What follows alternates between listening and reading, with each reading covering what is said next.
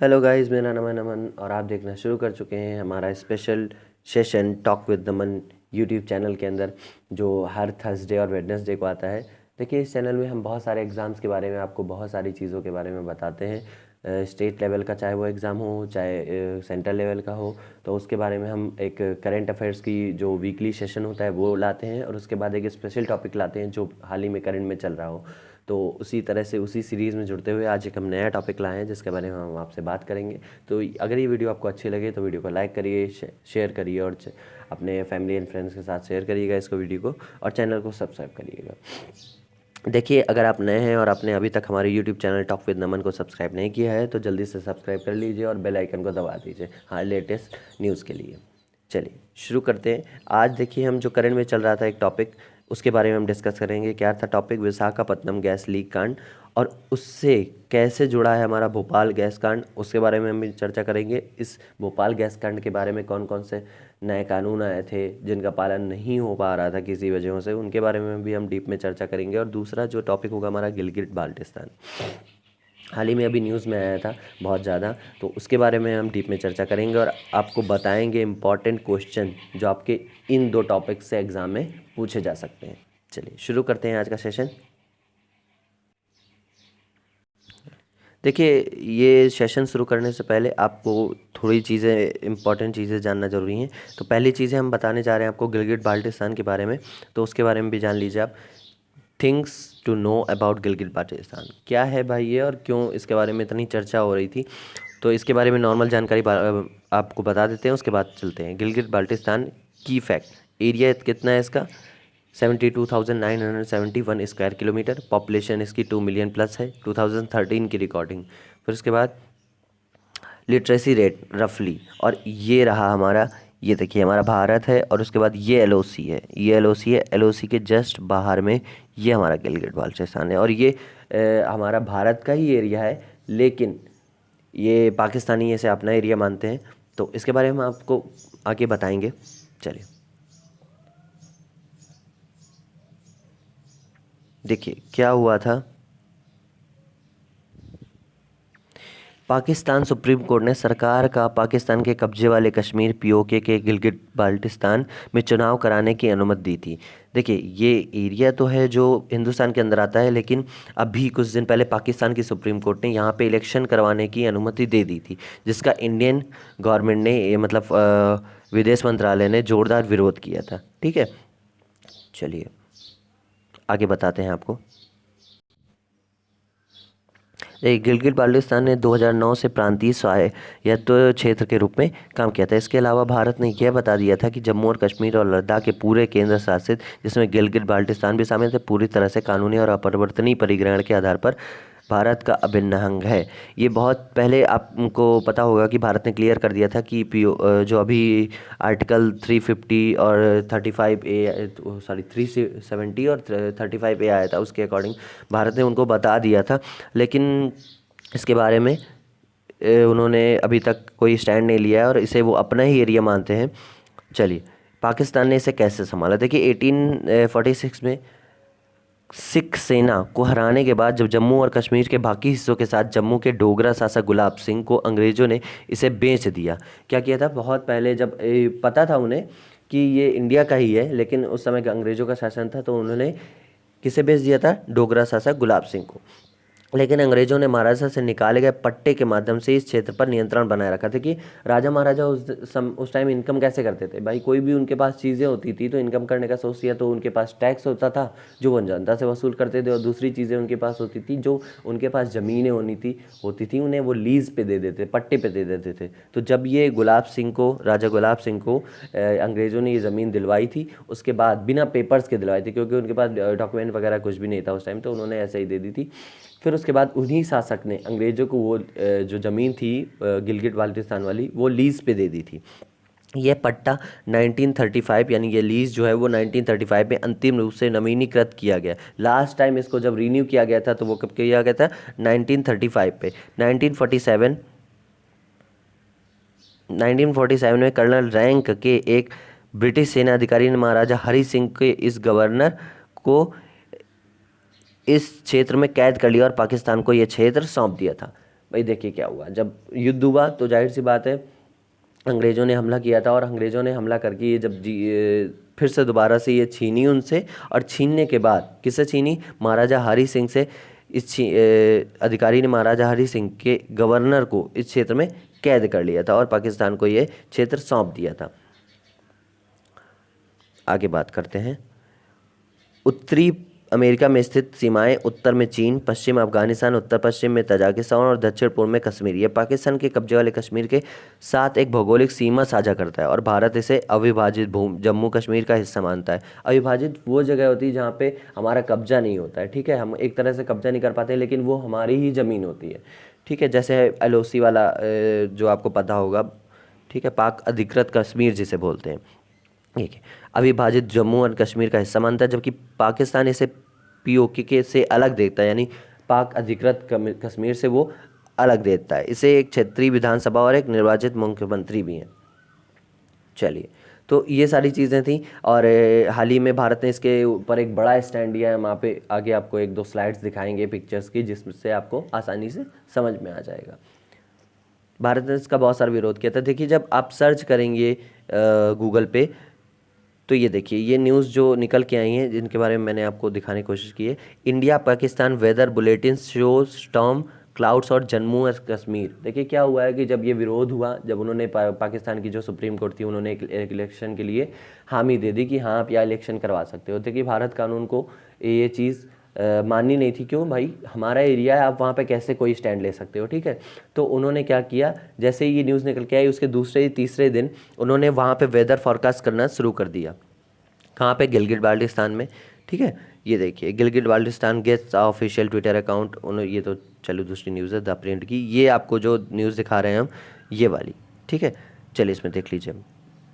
तो क्या किया है, इंडिया पाकिस्तान वेदर, अब वहाँ पे भारत अपना वेदर जो है फॉरकास्ट करने लगा। जैसे आप अलग अलग देखते हैं, आगे स्लाइड्स में हम आपको दिखाते हैं, चलिए ऐसे समझिए। ये देखिए, देख लीजिए, ये लेह लद्दाख, इस तरह से आप कभी वेदर फॉरकास्ट देखते होंगे तो इस जगह इस तरह से अलग अलग क्षेत्रों में दिखाता है। तो भारत ने यहाँ पे अपना वेदर फॉरकास्ट दिखाना शुरू कर दिया है। देखिए गिलगिट, ये मुजफ्फराबाद, ये सारे POK से जुड़े हुए क्षेत्र हैं जिन्हें पाकिस्तान अपना मानता है और हैं ये इंडिया के ही। तो अभी ये देखिए, ये एक नया स्टैंड लिया गया है कि यहाँ पे वेदर फॉरकास्ट दिखाना शुरू कर दिया गया है। बहुत जल्दी ये हमारे पास में होगा, ये आपको पता है, ठीक है, बहुत ही जल्दी ये एरिया हमारे पास आ जाएगा। चलिए अब नेक्स्ट न्यूज़ के बारे में बात कर लेते हैं। तो ये जो टॉपिक था ये यहीं तक था। यहाँ पे आपसे 2-3 क्वेश्चन जो है वो पूछ सकता है। तो ये देखिए, मैं आपको वो 2-3 क्वेश्चन जो है वो रिवाइज़ करवा दें की कोशिश करता हूँ। एक तो ये बहुत ज़्यादा अगर UPSC वगैरह का एग्ज़ाम होगा तो ये आपसे एरिया वगैरह, पॉपुलेशन वगैरह पूछ सकता है, और ये आपसे पूछ सकता है कि गिलगित बाल्टिस्तान कहाँ पे है। फिर उसके बाद आपसे ये दूसरी चीज़ पूछ सकता है, ठीक है। तो इसे कब उन्होंने क्या क्या प्रांतीय स्वायत्त तो कब के प्रदान किया गया था पाकिस्तान द्वारा, तो 2009 में प्रदान किया गया था। मतलब 2009 में इन्होंने, पाकिस्तान ने कहा था कि यह हमारा प्रांत के रूप में एक तरह से हम इसे मानते हैं। फिर उसके बाद ये आपसे कुछ क्वेश्चन पूछ सकते हैं। देखिए अब एक नॉर्मल जो एग्ज़ाम्स होते हैं उनमें ये टॉपिक नहीं पूछा जाएगा, ठीक है। तो आपको अगर ये टॉपिक नहीं भी याद रहता है तो बस आप इतना याद रखिए कि हाँ इस तरह की चीज़ें हुई थी, क्योंकि जो करंट में चीज़ें चल रही होती हैं वो आपको हर एक चीज़ मालूम रहनी चाहिए। तो इसमें ये डोगरा राजा गुलाब सिंह के बारे में पूछ लेता है, ये कब पट्टे पे एक बार रिन्यू कब हुई, इस तरह से चीज़ें पूछ सकता है। और 1947 ये वाला जो इंसिडेंट है ये आपसे पूछ सकता है। ये जितने भी ईयर्स होते हैं ये आप याद रखने की कोशिश किया करिए। चलिए हमारा नेक्स्ट टॉपिक जो है वो इस बारे में बात कर लेते हैं, नेक्स्ट टॉपिक के बारे में। देखिए हाल ही में एक फैक्ट्री जो LG chemical polymer India limited के नाम से है, ये कहाँ है, विशाखापत्तनम में। यहाँ पे एक गैस का लीक हुआ था जिससे बहुत सारे लोगों को कम से कम, देखिए जो हमारे पास अभी तक का आंकड़ा निकल के आया उसमें 12 लोग जो है वो मर चुके थे इसी गैस के लीक होने से 12 लोगों की डेथ हो चुकी थी। और उसके बाद अभी तक जो न्यूज़ निकल के आ रही है उससे मैं बता रहा हूँ 12+ हो सकते हैं, ठीक है। तो ये चीज़ आपका जानना जरूरी है। 5000 लोग जो हैं वो रिपोर्ट कर चुके हैं कि वो बीमार हैं इसी गैस की वजह से, और 100 समथिंग लोग हॉस्पिटलाइज्ड हो चुके हैं। तो ये किस तरह की गैस थी, क्या होता है, यहाँ ही क्यों है, ये कहाँ की कंपनी है, इस तरह से हम सारी चीज़ें आपको बताएंगे। आगे चलिए।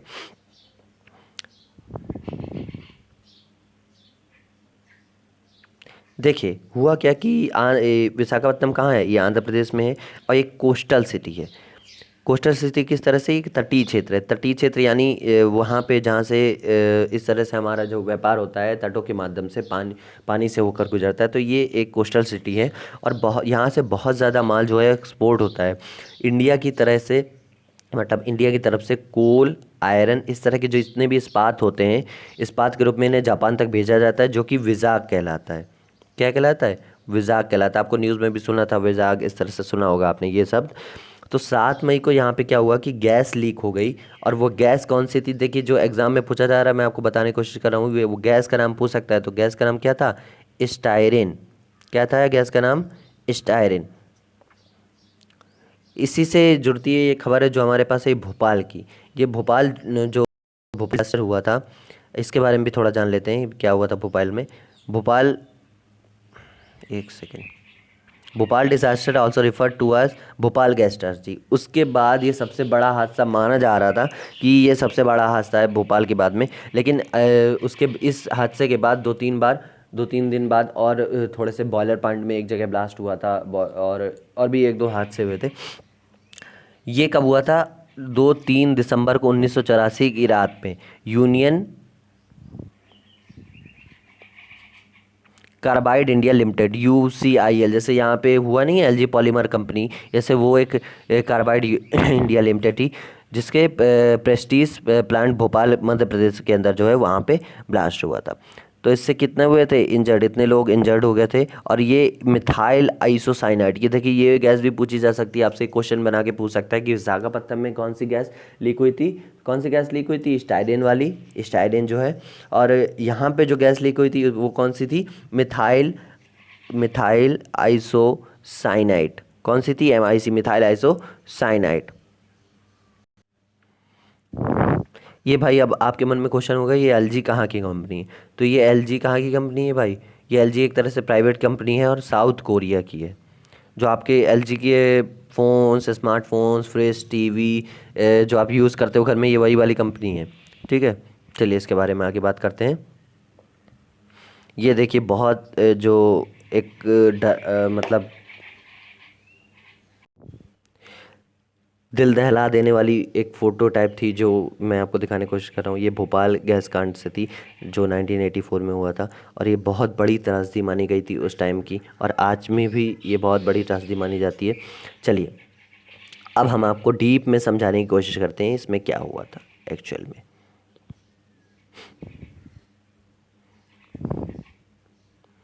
हाल ही में भारत की प्रमुख गैस रिसाव संबंधी आपदाएं, इसके बारे में हम बाद में बात करेंगे। चलिए पहले हम आपको बता देते हैं ये कानूनी जो आपदाएं हैं। ये देखिए,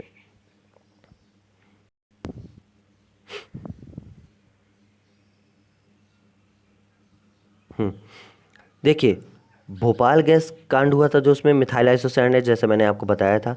और उस टाइम पे जो है वो कोई साधन नहीं था कि इस गैस से कैसे बचा जाए। तो उस टाइम पे एक बहुत बड़े नंबर्स में इनकी जो लोगों की डेथ हो गई थी। लेकिन अभी जो स्टायरिन गैस जो रिलीज़ हुई थी, जो लीक हुई थी, उससे बचाव के लिए हमारे पास व्यवस्था थी। जब ये कांड हुआ, ये विशाखापट्टनम वाला, तो हाल ही में आपातकाल बैठक बुलाई गई थी और कई सलाहकारों से, जो कैबिनेट वाले होते हैं, कैबिनेट मिनिस्टर्स होते हैं, उनसे सलाह ली गई कि स्टायरिन गैस को रोकना कैसे है। तो एक केमिकल होता है, उस केमिकल के बारे में हमको बताते हैं। वो केमिकल पूछा जा सकता है आपसे, PTBC, ये केमिकल होता है जिसे सलाह दी गई थी मिनिस्ट्री द्वारा कि आप इसका छिड़काव करेंगे तो जो स्टायरिन गैस है वो थोड़ा सा एक तरह से माहौल में दब जाएगी इस गैस के छिड़काव से। तो तुरंत ही इस गैस का छिड़काव शुरू कर दिया गया था। अच्छा, आप इसका एक तरह से फुल फॉर्म जान लीजिए। तो ब्यूटाइल टेरसरी ब्यूटाइल कैटेकॉल कैटेकॉल ये जो PTBC केमिकल था, इसका फुल फॉर्म है। चलिए आगे हम बताते हैं आपको यहाँ पे क्या बनाया जाता है, ऐसा क्या बनाया जाता था। बहुत से लोगों के मन में क्वेश्चन होगा, जैसे कुछ लोगों को पता भी चल गया होगा लेकिन हम आपको डीप में बताने की कोशिश करते हैं एक तरह से। तो यहाँ पॉलीमर बनाया जाता था। क्या बनाया जाता था भाई? पॉलीमर बनाया जाता था, जिसका मतलब बहुलक स्टायरिन की एक तरह से एक यूनिट होती है। पॉलीमर का मतलब क्या होता है? बहुलक। लेकिन ये जो स्टायरिन होती है ये एक तरह की एकलक होती है। इसकी एक यूनिट एकलक कहलाती है। बहुलक एकलक क्या है इसके बारे में भी आपसे बात करते हैं। जब स्टायरिन की यूनिटों, जैसे बताया ना मैंने, एक स्टायरिन की यूनिट एक एकलक कहलाती है। तो जब स्टायरिन की यूनिटों की मात्रा कई यूनिटों की मात्रा, जैसे ये एक यूनिट हो गई, ये दूसरी यूनिट हो गई, इस कई यूनिटों की मात्रा आपस में बड़ी मात्रा बड़े मेजर्स में मिलाई जाती है, तो वो पॉलीस्टराइन गैस का रूप ले लेती है। क्या काय का रूप ले लेती है भाई? पॉलीस्टराइन गैस का रूप ले लेती है। और स्टराइन से एक प्रकार का एक रबड़ बनता है। ये जो स्टाइन गैस होती है इससे एक प्रकार का एक रबड़, स्टाइन से एक तरह का रबड़ बनता है जिसका नाम ब्यूना एस। ब्यूना एस क्या होता है? इसका नाम ब्यूना एस होता है। ब्यूना एस क्या होता है भाई? ब्यूना क्या होता है इसके बारे में भी जान लीजिए। Buna is equal to butadiene. Butadiene, buna is equal to butadiene. और एस, ये जो ब्यूना एस है ना, इस एस का मतलब स्टराइन। स्टराइन इस फैक्ट्री में क्या बनता था? इस फैक्ट्री में पॉलीस्टराइन बनता था। अच्छा, ये पॉलीस्टराइन से क्या चीज़ें बनती थी? देखिए, आप बहुत सारी जगहों पे जाते होंगे जहाँ पे आपको डिस्पोजल ग्लास और कई तरह की प्लेटें कप जो मिलते हैं, जो खाने के बाद फेंक दिए जाते हैं। तो वो एक तरह से डिस्पोजल जो प्लेट्स होते हैं उनको बोला जाता है। तो ये सारी चीज़ें पॉलीस्टराइन से बन के निकल के आती है। अभी मैं आपको इसका स्ट्रक्चर बताने की कोशिश करता हूँ। चलिए, एक तरह से मैं स्ट्रक्चर बनाने की कोशिश कर रहा हूँ, आप देखिएगा।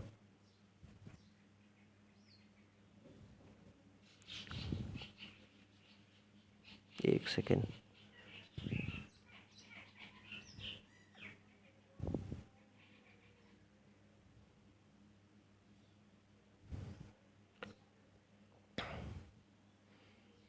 अगर बेंजीन के ऊपर इथाइल मॉलिक्यूल लगा दो तो इसे एस्टराइन बोलते हैं। ये देखिए, एक स्ट्रक्चर बना के मैंने आपको दिखाया है, ठीक है।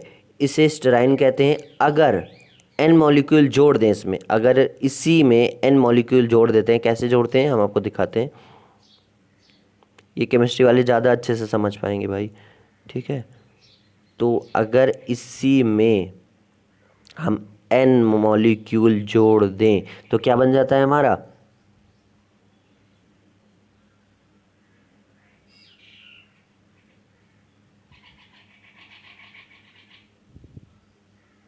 ये स्ट्रक्चर बन के निकल के आता है जो स्टेराइन गैसी अवस्था में होती है।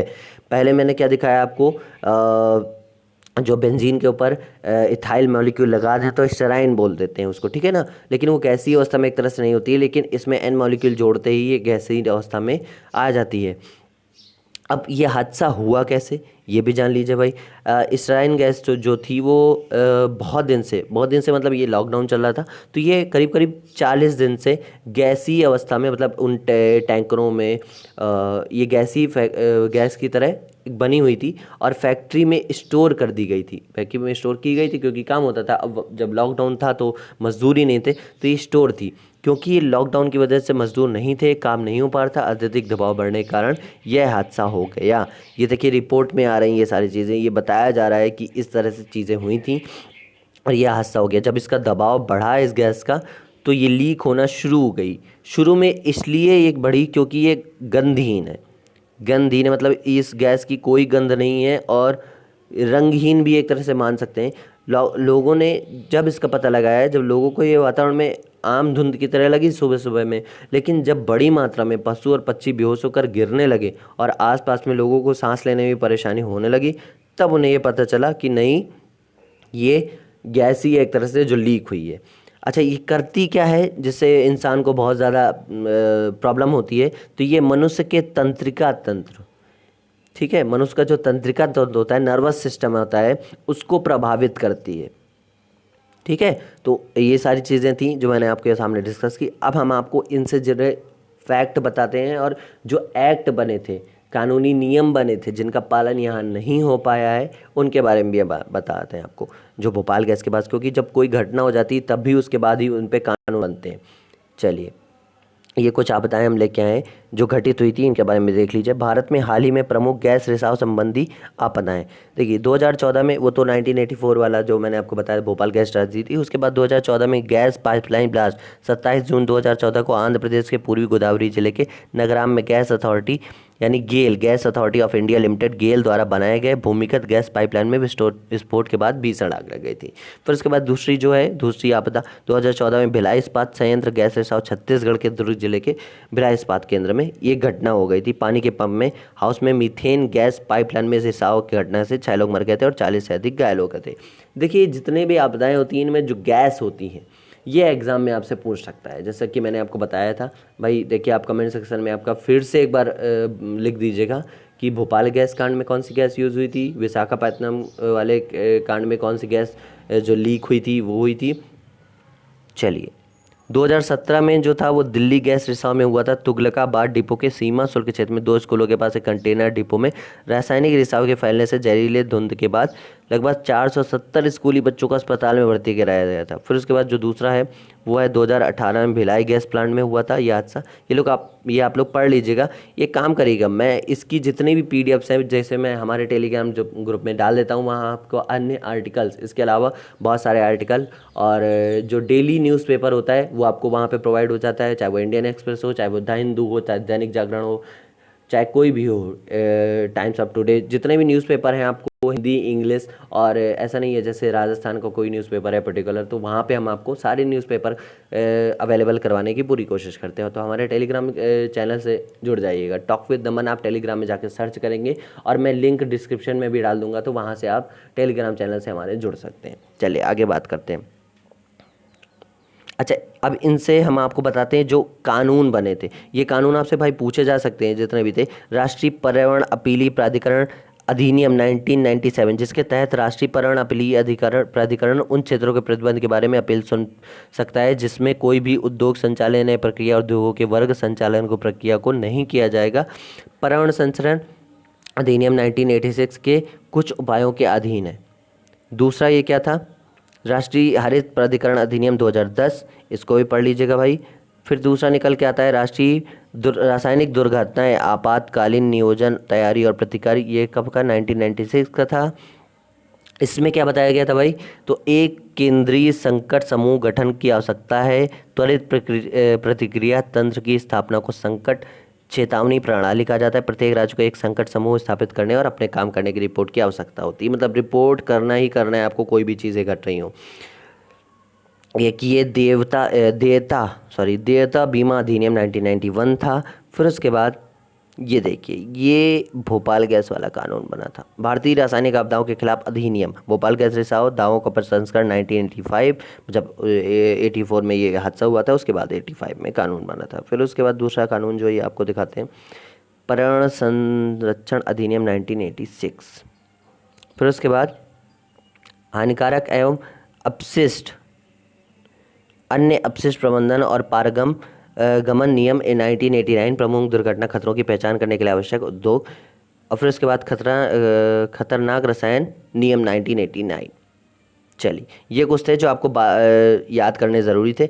ये एक देखिए न्यूज़ निकल के आई है जो हम आपको बताने की कोशिश करते हैं।